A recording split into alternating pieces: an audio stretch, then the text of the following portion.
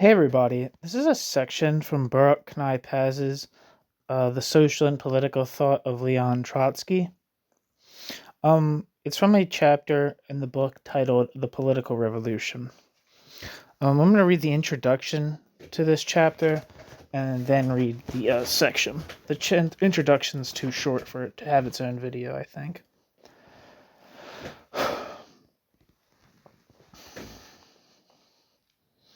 So chapter 6, The Political Revolution. Quote, "The road to socialism lies through a period of the highest possible intensification of the principle of the state, ...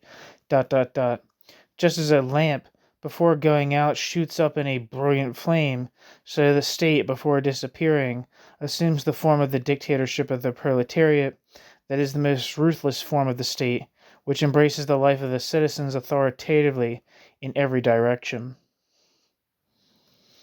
Footnote, Trotsky, Terrorism and Communism. End footnote. The men who seized and consolidated power in Russia during and after October 1917 were committed to a society the likes of which the world had not yet seen. Whatever our verdict on the nature of the seizure itself of power and on the manner in which the latter came to be wielded, there can be no doubt about the renovating intentions of the new Soviet regime. Russian society was to be transformed, one way or another, and not in order to resemble some existing social model, but rather one which so far had taken shape only in the imagination of men. However incongruous the leap from Russian backwardness to modern socialism, this is precisely the goal which the Soviet regime proclaimed it would pursue. Yet the incongruity of it was overwhelming.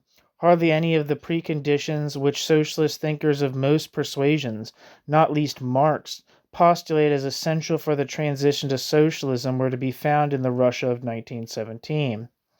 Russia was an impoverished and not an affluent society. Russia's economy was primarily agricultural and not industrial. The most numerous class by far was the peasantry and not the proletariat. Russia's political experience encompassed almost nothing of elections, representative government, civil rights, or free organization, and, finally, though the list could be extended, Russia was culturally backward, a nation of the majority of whose population was illiterate, and with their fair share of what Marx once called, quote, "the idiocy of village life," end quote. Suspended above this reality, a government declaring itself to be motivated by Marxist ideas and intent on introducing socialism was indeed a spectacle at which it was permissible to stare in awe and disbelief, and with not a little skepticism. In part 1 of the present study, an analysis was made of how one of the men at the head of this new government sought to explain, before the event itself, the historical logic of this incongruity. Trotsky's theory of the permanent revolution, which we have defined as the revolution of backwardness, was dedicated to the proposition that such a state of affairs, far from constituting one of those jokes which history plays upon the reason of man, was perfectly compatible with those laws of society which Marxism had claimed to discover. Whatever the actual validity of Trotsky's theory, Trotsky could indeed at least claim to be the most vindicated of men insofar as the initial stage of Trotsky's prognosis was concerned, or so it appeared. In fact, the very seizure of power took a form which Trotsky had not originally contemplated, and, in any case, the seeming incongruity between backwardness and socialism had yet to be resolved in practice. In this, part 2 of our study, we shall examine the manner in which, during the years following 1917, Trotsky proposed to carry the, quote, permanent revolution to its conclusion, that is, to create those conditions which would, presumably, make socialism a reality.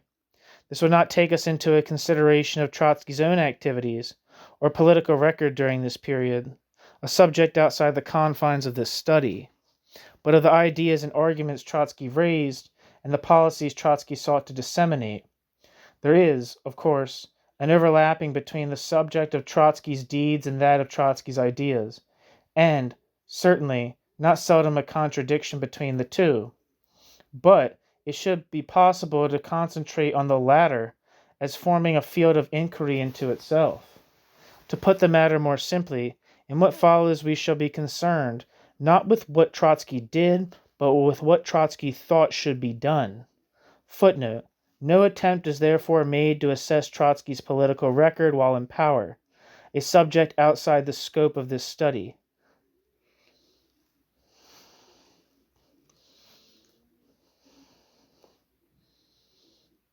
Did I already say that footnote? I don't know.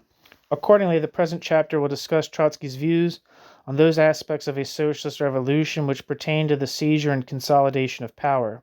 The next chapter will deal with his ideas on issues of social and economic change, and the chapter after that with the relationship, as Trotsky saw it, between the Russian Revolution and the, quote, world revolution. Section 1. Insurrection and the Making of Revolution. At the close of the last chapter, we discussed in a general way the reasons for Trotsky's reconciliation in 1917 with Lenin and the Bolshevik Party. To appreciate Trotsky's subsequent views on the kind of political institutions and policies required of a socialist government to consolidate its power, it is necessary to look first at the manner in which Trotsky interpreted the period from February to October and the circumstances of the actual Bolshevik seizure of power, a subject which constitutes an aspect of the, quote, party question, but which also throws light on Trotsky's general conception of revolution and political power. Throughout the period of 1907 to 17, Trotsky, of course, never for a moment doubted that sooner or later 1905 would be repeated in Russia, and that the next time around, 1905 would end differently. The, quote, years of reaction, end quote, were for Trotsky simply a sort of lull in the fighting. Ultimately, political disturbances and general unrest must break out again. Footnote: for Trotsky's views of the 1907 to 17 period, see in particular his articles in Pravda, Viennese, especially those collected in his collected works. End footnote. The outbreak of war convinced Trotsky that this would be the event which would finally consolidate the forces of opposition, unleash all the pent-up radicalism of the masses, and strike the death blow at Tsarism.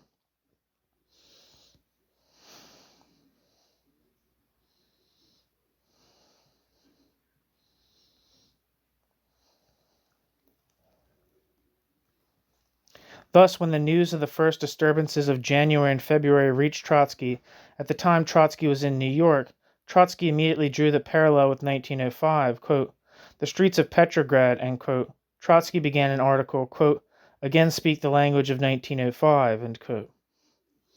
After tracing briefly the resurgence of the masses over the intervening years, Trotsky concluded, quote, we are witnessing the beginning of the Second Russian Revolution.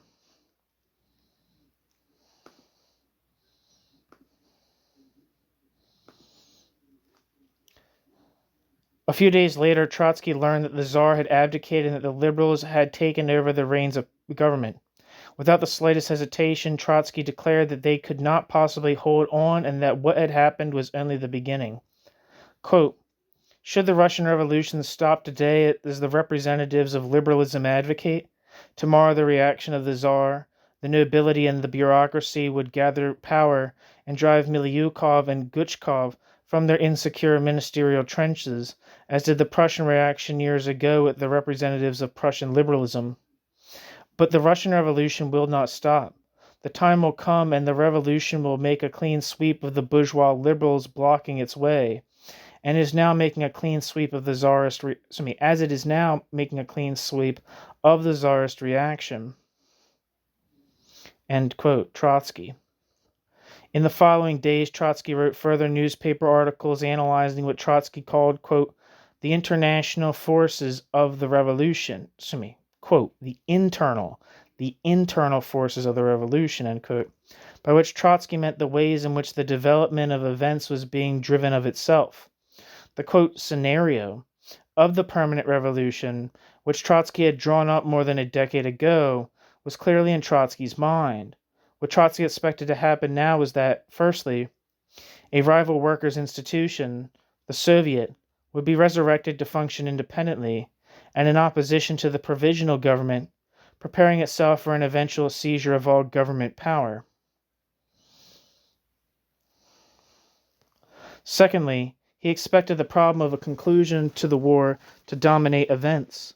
The provisional government, dependent in his view on winning the favors of the quote, bourgeois allies, would not dare to sign an independent peace with Germany, but the Russian workers would not agree to continuing the quote, imperialist war, and their opposition to it, together with the inability of the liberals to pursue the war successfully, would accelerate the process leading to a workers' government.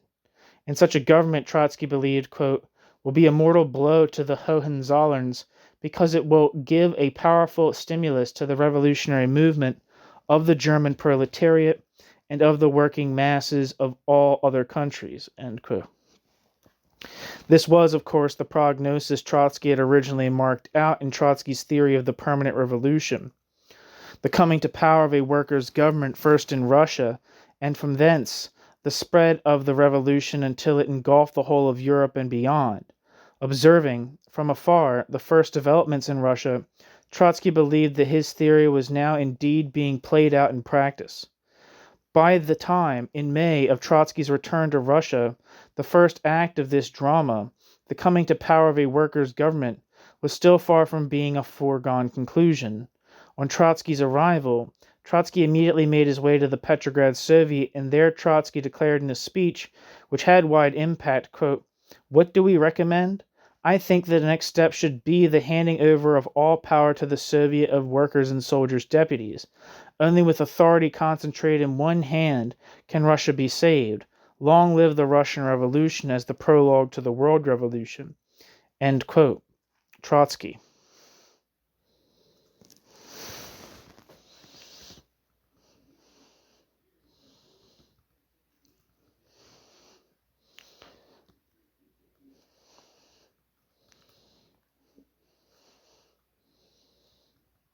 In keeping, perhaps, with the atmosphere of the place at which he spoke, this was more rhetorical flourish than anything else. In fact, Trotsky was already beginning to draw close to Lenin and to the idea of an insurrectionary coup. Together with Lenin, Trotsky quickly abandoned the slogan, quote, "all power to the Soviets," once it became clear that the Soviets were prepared to cooperate with the government. Footnote. See, for example, some article in some article in Russian. This article originally appeared in the first issue dated 12/15th of June 1917 of the newspaper Period, which Trotsky himself founded and which was the organ of the interborough organization, the Mezryanka. Only 16 issues of the paper appeared before the organization merged with the Bolsheviks. End footnote. Immediately following the, quote, July days, Trotsky declared his solidarity with the Bolsheviks in an open letter to the provisional government. Quote, "The fact that I am, not a member of the Bolshevik party is not due to political differences, but to certain circumstances in our party history which have now lost all significance." End quote. Trotsky. Letter dated 10th/12th of July, 1917.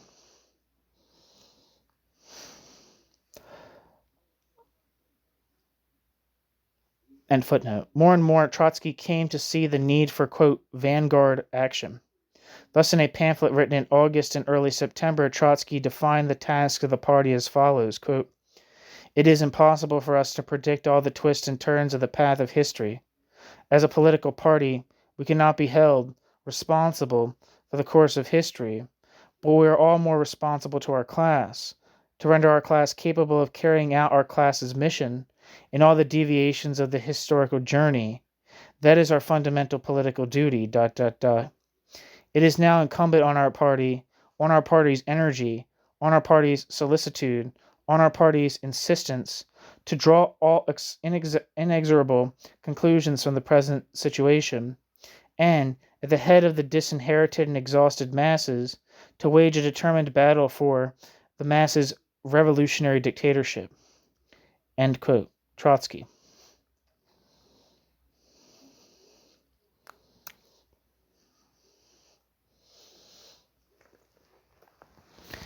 Trotsky was thus prepared now to ignore every trend or grouping which was opposed to or even merely reluctant to seize power in the name of the working class. Trotsky did not, of course, abandon the idea of the Soviet as representing the organized interest of the workers. This was, after all, the body upon which Trotsky had placed all his revolutionary hopes both in 1905 and thereafter. But this did not prevent Trotsky from circumventing and ignoring the views of the Petrograd Soviet when its executive committee emerged as, quote, compromisers, cooperating with the provisional government. How could Trotsky justify his new position that only the party knew best and was the only truly representative organ of the workers? For this was in effect what Trotsky was now arguing, in spite of the fact that the Bolsheviks were everywhere a minority. Years later, in Trotsky's History of the Russian Revolution, Trotsky provided a rationalization, a typically brilliant rationalization, but a rationalization nevertheless, for the insurrection by a minority which Trotsky was then already contemplating.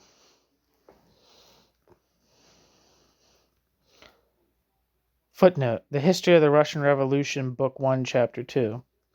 End footnote.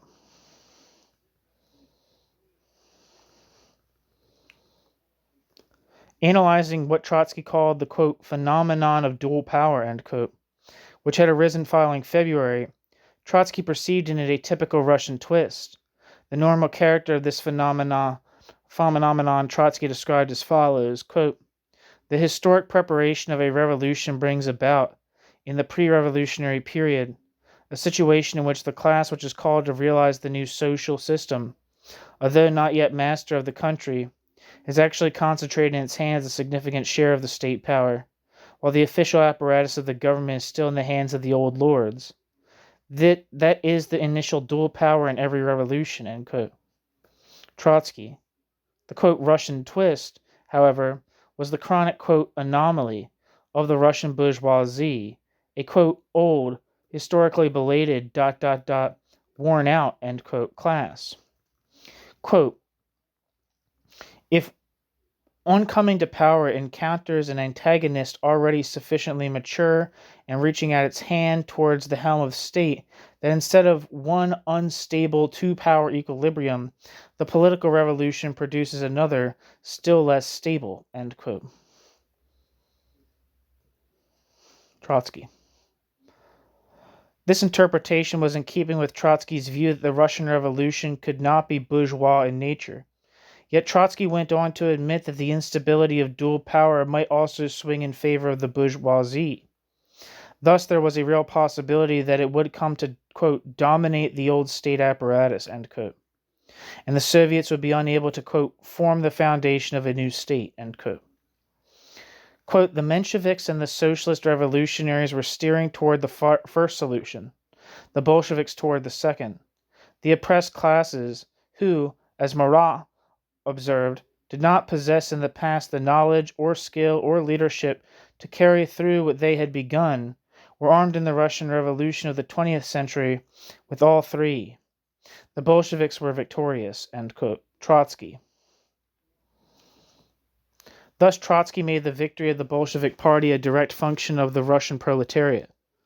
The determinism in this was, of course, far from being obvious and was certainly unproven.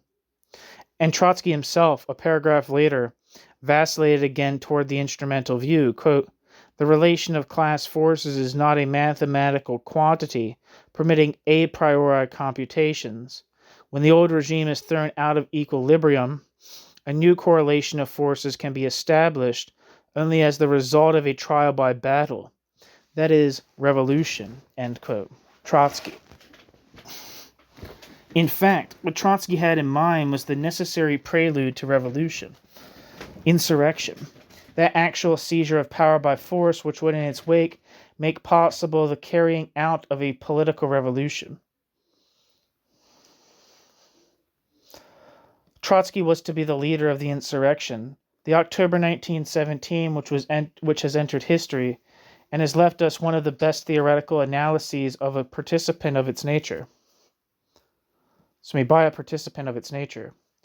This is the chapter in the History of the Russian Revolution entitled The Art of Insurrection. Footnote.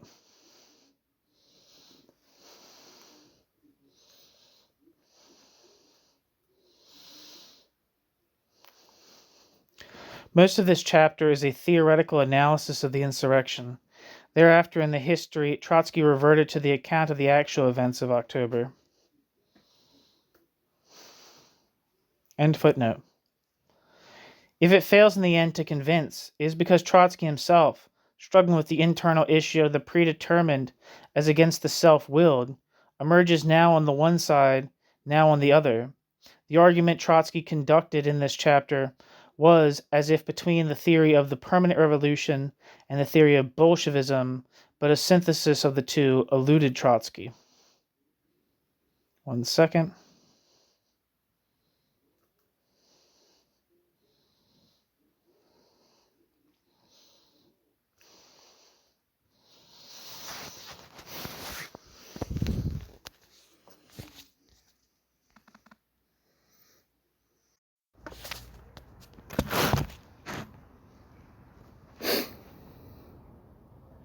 Was the insurrection a conspiracy?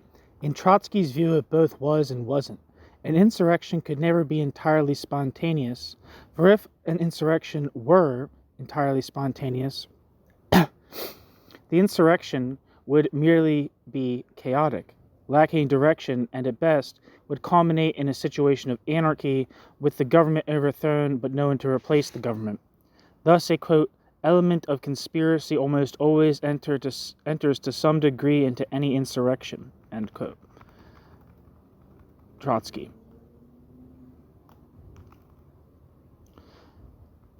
Quote, just as a blacksmith cannot seize the red-hot iron in his naked hand, so the proletariat cannot directly seize the power. The proletariat has to have an organization accommodated to this task. The coordination of the mass insurrection with the conspiracy, the subordination of the conspiracy to the insurrection, the organization of the insurrection through the conspiracy, constitutes that complex and responsible department of revolutionary politics which Marx and Engels called, quote, the art of insurrection, end quote. It presupposes a correct general leadership of the masses, a flexible orientation in changing conditions, a thought-out plan of attack, cautiousness in technical preparation, and a daring blow, end quote. Trotsky. This is not to say, Trotsky continued, that a conspiracy could take the place of insurrection the way Blanqui imagined. Power cannot be seized in a vacuum without regard for the prevailing social and political conditions.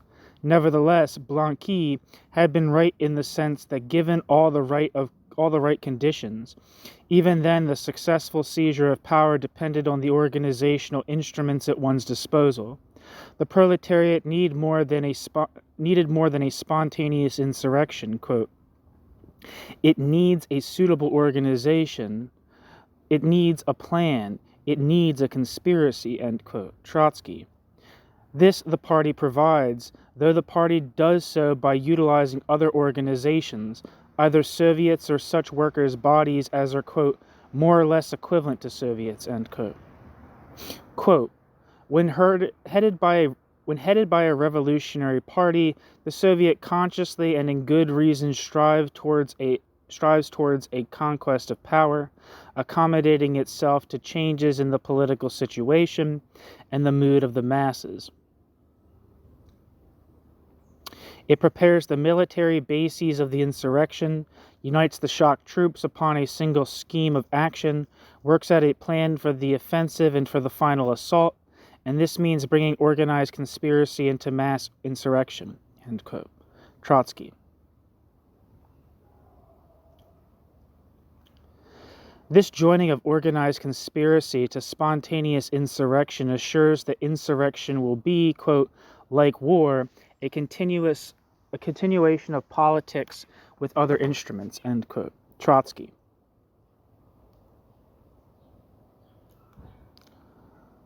However, the spontaneity of the insurrection is itself left in doubt, since in analyzing the, quote, art of insurrection, Trotsky attached particular importance to the choosing of the right moment for insurrection, and this element of timing is provided by the party and the party's leadership.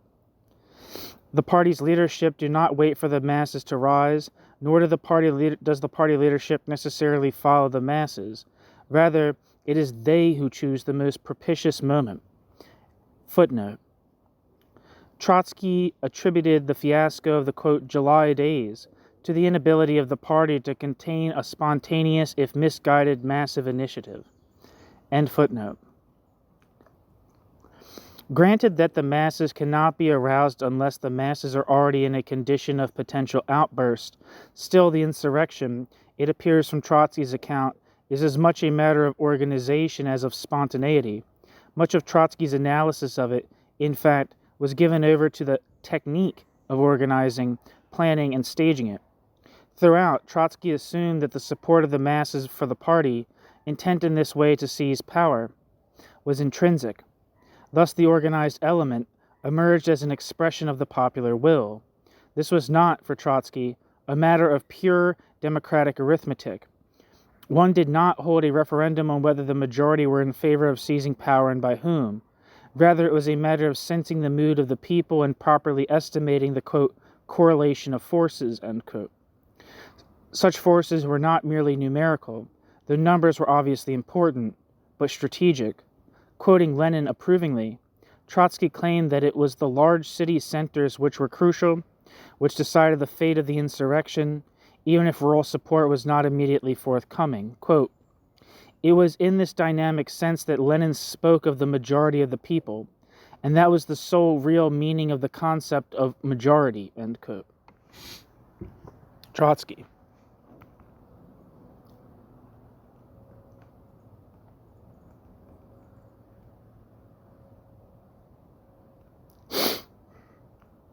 From this, it was but one step for Trotsky to the ultimate Leninist revolutionary premise. Quote, the proletariat can become imbued with the confidence necessary for a governmental overthrow only if a clear prospect opens before the proletariat. Only if the proletariat has had an opportunity to test out in action a correlation of forces which is changing to the proletariat's advantage. Only if the proletariat feels above it a far-sighted, firm, and confident leadership. This brings us to the last premise, by no means the last in importance, of the conquest of power. The Revolutionary Party as a tightly welded and tempered vanguard of the class, end quote. Trotsky.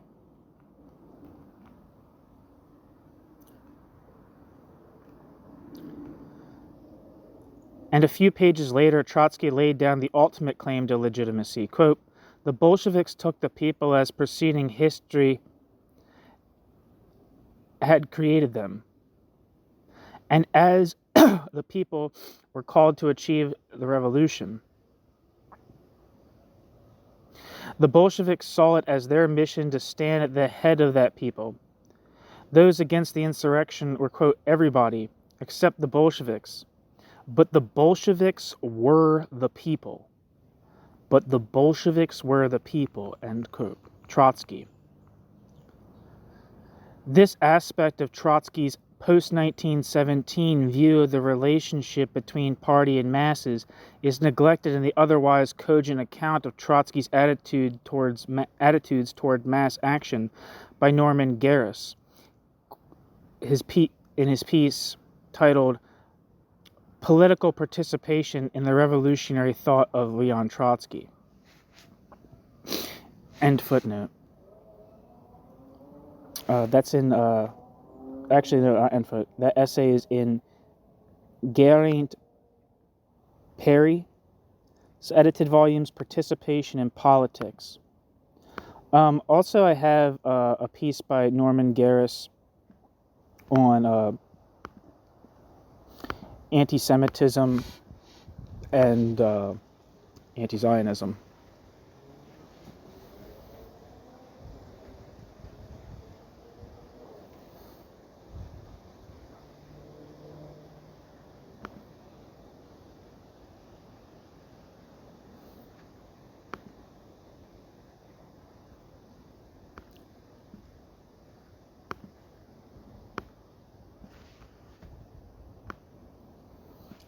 Looking to see if there's anything for this Geraint Perry's book, and I don't see it. Anyway, back to the text and footnote. Is this not the same identification of elite with masses which in Trotsky's 1912 essay on the Russian intelligentsia, Trotsky had ascribed to the pretensions of that intelligentsia? Of course. Trotsky believed that the success of the Bolshevik insurrection was the initial vindication of his theory of the Russian Revolution, of his views concerning socialism and backwardness, of his fundamental premise that in Russia the bourgeois stage of the revolution would be short-lived and would quickly pass over to the collectivist stage. Thus Trotsky claimed to see a kind of, quote, dialectical synthesis between Trotsky's theory and the Bolshevik practice, and this is perhaps best expressed in the following metaphor which Trotsky employed. Quote, without a guiding organization, the energy of the masses would dissipate like steam not enclosed in a piston box.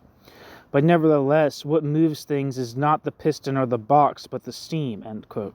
Trotsky. How could Trotsky know, however, that the, quote, piston box and the, quote, steam were in this case parts of the same machine? Trotsky assumed it, of course, on the basis of his theoretical preconceptions, for the empirical evidence for it was at best dubious, and in assuming it, Trotsky and the Bolsheviks determined the character of the political revolution proper, which could now be launched. That's the end of this section. Thank you so much for listening.